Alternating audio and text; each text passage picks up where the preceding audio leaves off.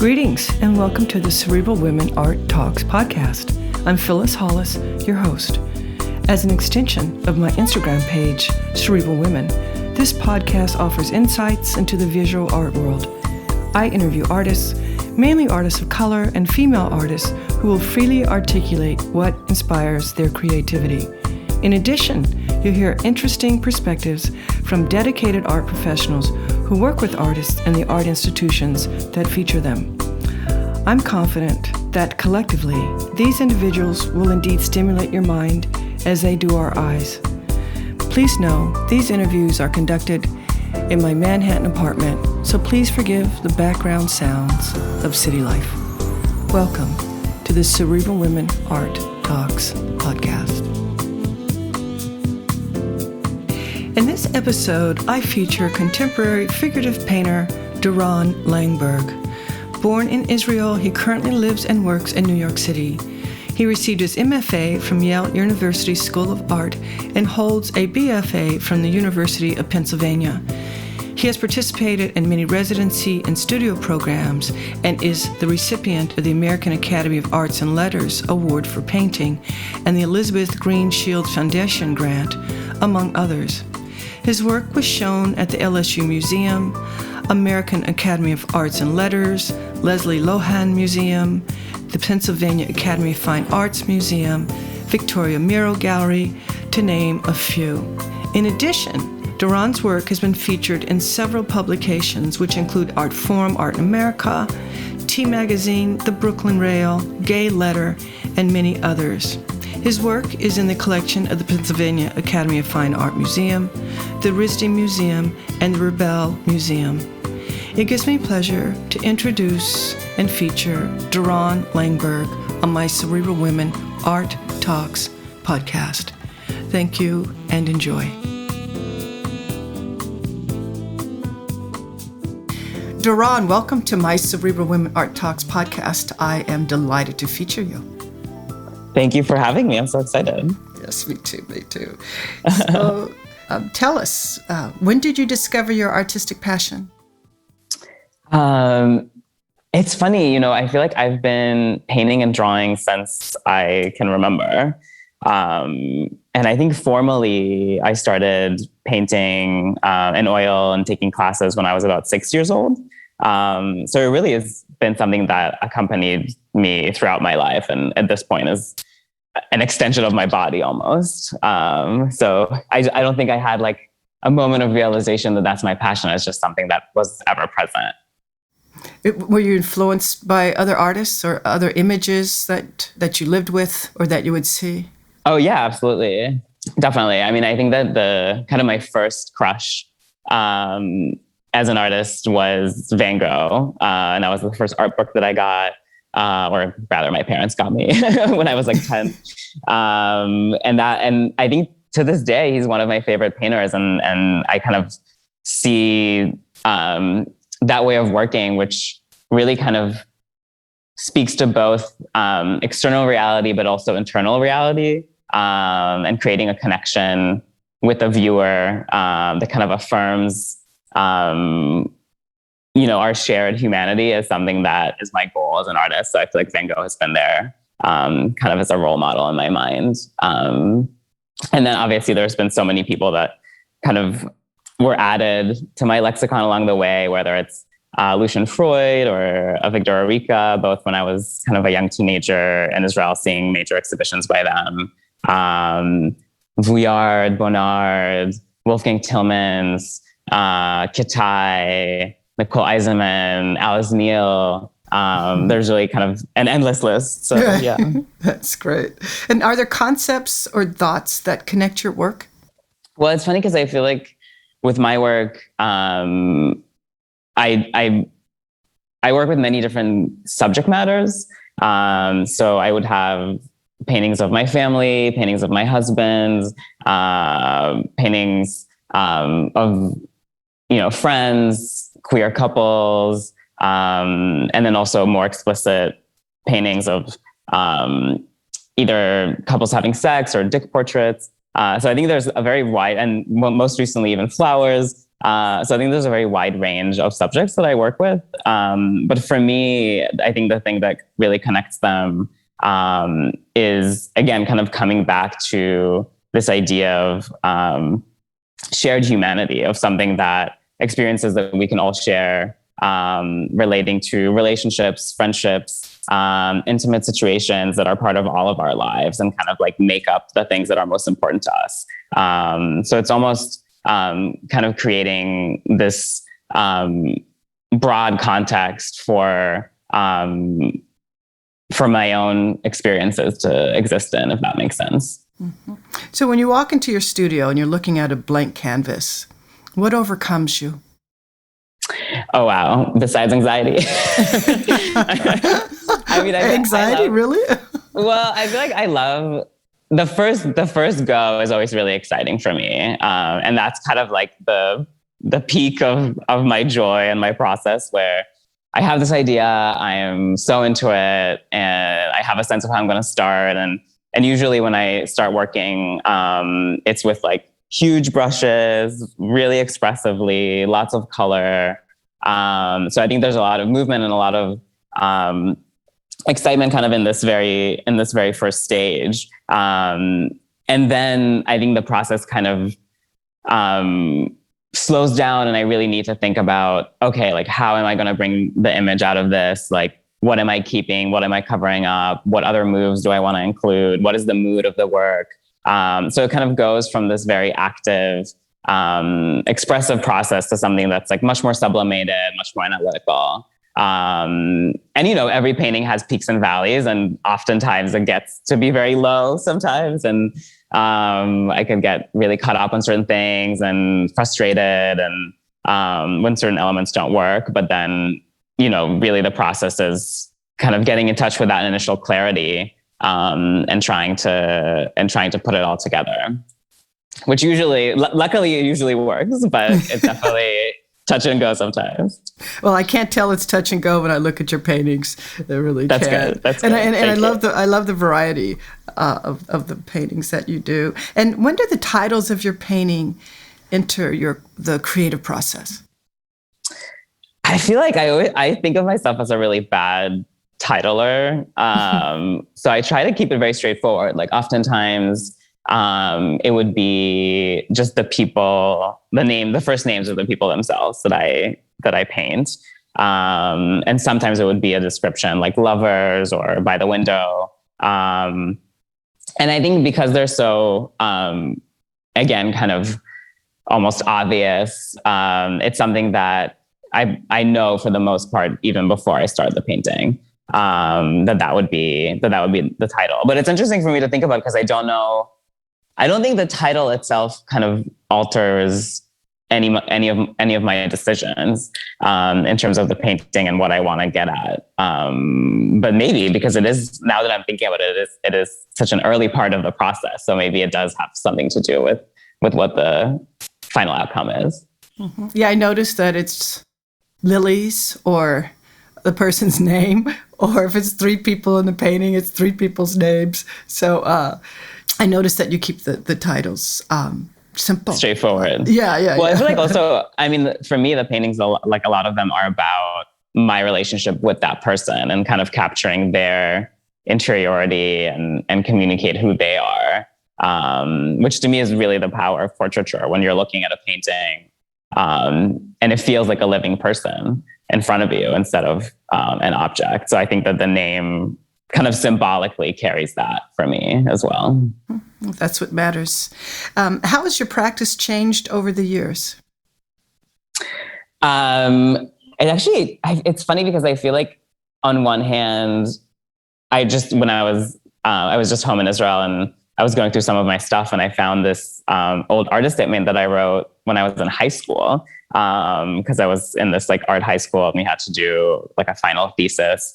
And it could have basically been the same statement that I would write today. Thinking about queerness, thinking about intimacy, painting myself. And so on one hand, I feel like that's something that's been very continuous in my work. But then on the other hand, formally, my work shifted a lot. Like when I was in undergrad, I basically stopped painting for 2 years and just made drawings. And then when I got to Yale in grad school, my work was very graphic, very collage-like. So it's only really towards the end of grad school that I came back to kind of the way that I approached oil painting before, and kind of found my language within it. So I think, and even after that, like, I switched from working from photography to working from observation. So there's been a lot of formal shifts in my work, kind of searching for the right language to describe the content that I want to work with. But the ideas kind of remained the same since I could remember. Did your creativity come to light when you were in Israel? Yeah, definitely. It was really actually an amazing trip. It was the first time that I was able to bring my painting supplies with me.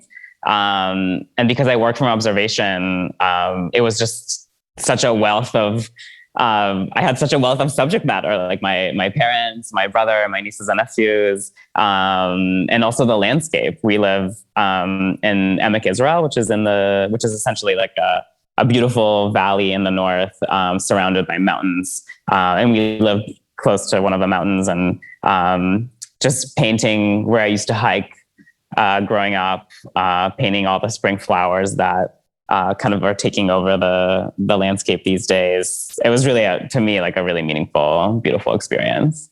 Yeah, that's wonderful. How would you define your practice? Wow. My elevator pitch. I make large scale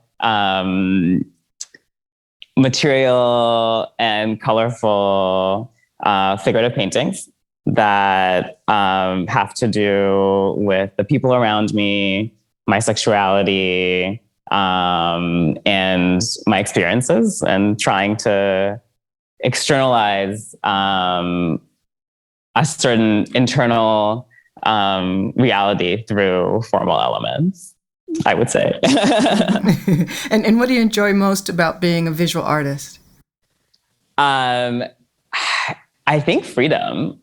I think any artist like seeks freedom, and that to me is, it's something that being able to kind of feel freedom within my own work, and be free to paint what I want to paint, and get up in the morning and go to studio. I mean, there's no greater privilege. So definitely that's number one. Yeah, it's a wonderful thing, feeling free. So I'm not going to go off on that tangent, but I know, very, very charged, very charged. Right. Well, right, I feel right. like it is in contrast, I feel like, in a way to, like being queer, for example, like that existing in the world in many ways, you're not as free. And so I think that kind of contemplating on the places where I do have absolute freedom and I do have absolute control, and what I want those worlds to look like and feel like, and what I want the figures to feel like within those worlds, right? Like where they have freedom to be who they are fully, without being kind of reduced by social categories in the world. So for sure, there's more to that than just getting up in the morning and going to studio, definitely. Yeah, for sure, for sure. What would you say is the purpose of art? That is such a big question. I think I'm kind of reminded of this Proust quote that I really love, where he says that the only way to be in someone else's shoes and see the world through someone else's perspective is through art. And I really believe that, for me, again, talking about someone like Van Gogh, for example, like going to the Met and seeing those paintings, I feel like I am in his shoes. I see the world through his eyes. I'm experiencing what he experienced. And I think that that's such a powerful tool for empathy, and for us to see the other fully for who they are. And to me, that's what I get the most pleasure of and satisfaction when I see work, is to kind of really get an insight into someone else's emotional world and reality. Mm-hmm. Has COVID impacted your practice? Well, I feel like it's funny, like as a painter, I, basically kept going to studio because I work on my own, and I my routine and my everyday kind of stayed very much the same, thankfully. But I think that what was impacted are all the things that inspire me. So if I'm, making paintings of my friends hanging out or kind of these social situations, then obviously there's no subject matter to be had, or even like having people over to the studio or going to their place to paint them and make a portrait. All those things became much more difficult. So I had to go back to old subject matter and work from photographs and kind of change the way that I approach my my subject matter. But in a way, like everything stayed the same and everything changed. So it's kind of hard. It's hard to pinpoint. And what does your workplace look and feel like? My studio, yes. I love my studio so much. It's I feel like I don't have a lot of things. I try to keep it pretty minimal, so I have a lot of room for painting. But the things that I do have are kind of messy. So I feel like it's in between. It's in between kind of the state of like a minimalist, minimalist austere studio, but also like tons of rags on the floor and brushes everywhere and different paper palettes like scattered next to paintings. So to me, it feels productive. That's all that matters. Yeah. For sure. So share with us, what are you excited about now? Well, just this morning, the T magazine that I was featured with, Salman Tour, just came out. So that was really, really exciting to kind of, open my Instagram this morning and see it. Also, we found out that we were one of 8 covers. So that was such a highlight. And I'm so grateful to have been part of it. So definitely an exciting morning. Yeah, I know. Right before I reached out to you, I saw that. I'm like, oh my God, what a great coincidence. But that's fantastic. But you have a show coming up, right? Oh yes, definitely. Thank you for mentioning it. I have a show opening September 2nd at Victoria Miro Gallery in London. And it's a solo show, and we started working together kind of over the last summer. And this will be our first major project, which will be in person. And when I was home, I was talking to my family about it, and like so many of them are going to come, which is really, kind of shows in New York are so far for them. And, with kids and everything, it's really hard to travel. So this will be, for a lot of them, kind of a first experience of being in one of my shows. So I'm just really, really thrilled, and have been working hard for months towards it. So definitely. That's great. Yeah. And what do you feel will be the new normal after we're all vaccinated, and let's just say in 2022?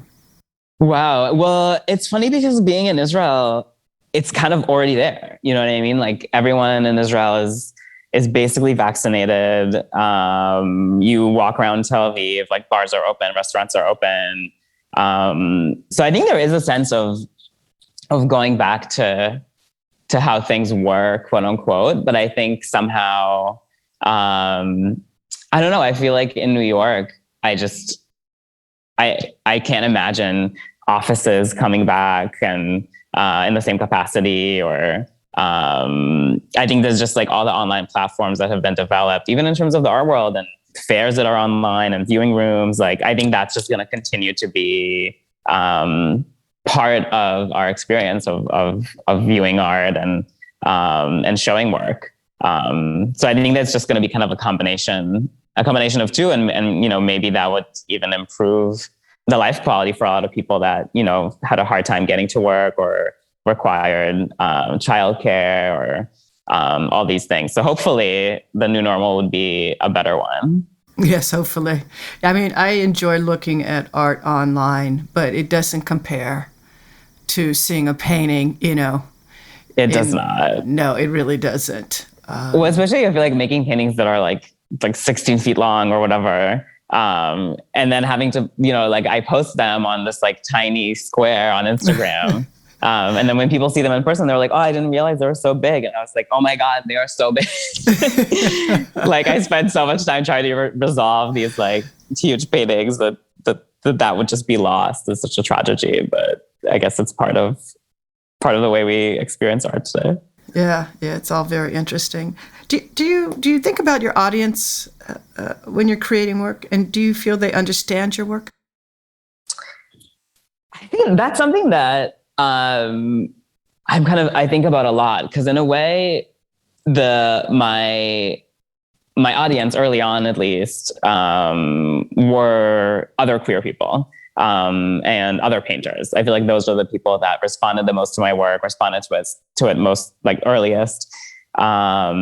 And I think that there is, like the kind of feedback that I got, that for a lot of queer people looking at my work, it seems like I'm able to represent something that feels real to them, that feels in touch with an experience that they're having. And to me, that's, such a reassuring, encouraging thing to hear. And also simultaneously kind of getting the support of other painters that I admire. Like I have, many friends that are, to me, like the best painters alive, and to have their support, and to feel like in terms of like the world of painting, I'm able to achieve things that they feel are worthwhile is also something that's really rewarding.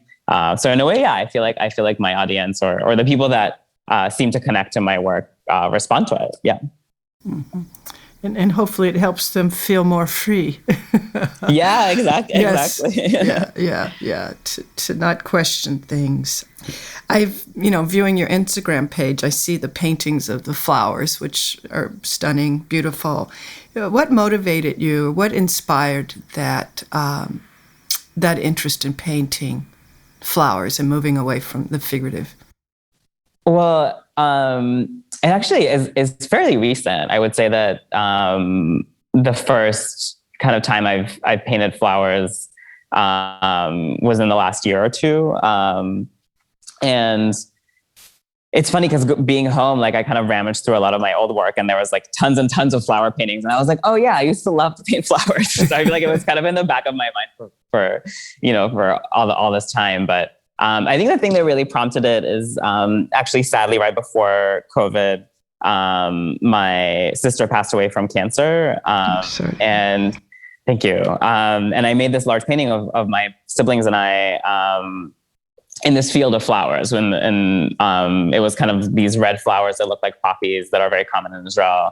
And to me, somehow that kind of came to symbolize my grief, but also a sense of joy and renewal and beauty. So I think that to me that it kind of suddenly there was a connection between something that's not figurative, right? And like a very basic human experience of like grief and sadness. And I think that kind of opened the door for me to work with flowers, to work with landscape as kind of a metaphorical tool, in the way that so many artists did before. And I feel like for me right now, thinking about kind of these flower paintings, I don't really think of them as as eulogies or as mourning pieces. I really think of them as just kind of these representations of beauty and joy and transcendence in the world, kind of moments that take you, like seeing the bright colors,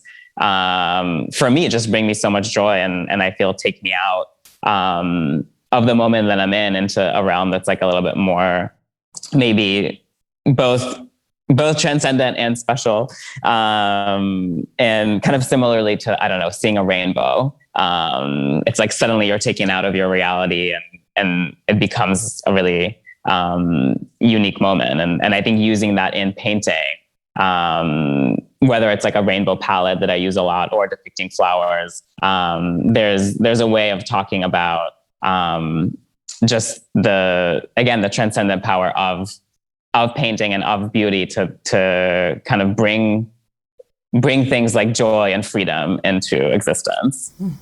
And I tell you, my walls are crowded with art.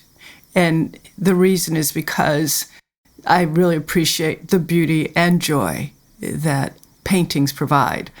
And I really appreciate the work that that you painters offer. Thank you. Oh yeah, this has been a great conversation. I love your upbeat energy. Thank you. So this is our last question, and that is, what do you feel is your role as an artist?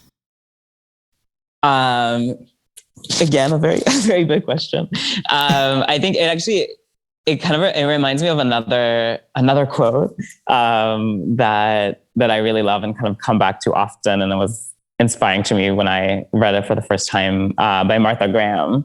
And I'm going to butcher it, but she basically talks about how, as an artist, we each kind of have our own distinct voice, and it's our duty to the world to express it and in a way that's most clear and strong and unmediated, and that it's not our role to judge ourselves and to judge the quality of the work, or compare ourselves to other artists. It's really the only thing that we need to do is to kind of be as true to ourselves as possible. And it really resonated with me because I think that artists could give so many different things to the world and have given so many different things to the world, and played so many different roles, that it really, I feel like trying to control what it is that I can say or what I can give, or to try to criticize myself. And it's such an unproductive process. Whereas I feel like when I'm most happy with my work and I feel most at one with it when I just kind of listen to myself most fully. So I think that's our role really, is to just kind of be attentive, listen to the world, listen to ourselves, and be as honest as possible with what we're putting out there. And that's kind of all we can give, really. Well, thank you so much for your contribution to the world. I hope it's meaningful. Who knows? Oh, yes. That's not for me to decide. Right? No, it is meaningful. Thank you so much for your time. It's a delight to feature you on my podcast. Thank you. Thank you so much. Thank you.